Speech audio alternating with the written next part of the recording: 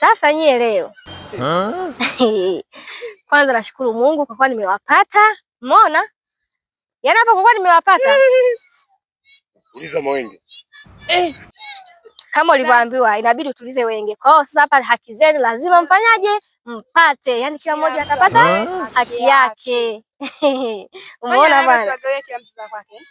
Hapo lazima mtu apewe kabisa haki yake. Na nyie. Na nyie mlikuwepo? Ndio, nilikuwepo. Mna uhakika? Ndio, tunadai. Sasa jamani, hamna shida. Kwa kuwa na nyie mlikuwepo, hapa lazima mpewe haki zenu. Tunataka haki zetu. Mtupatie haki zetu.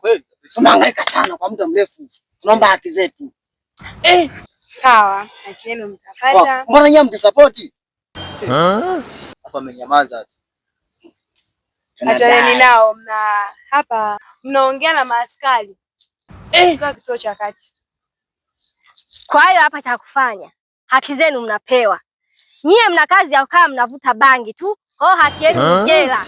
Sijui mmeelewa hapo? Nyie ni vijana wadogo lakini mnavuta bangi. Hapo mlipo mko chini ya ulinzi. Nenda kukojoa.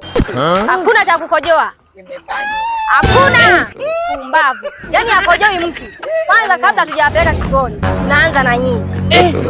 Nimebana. Umebana.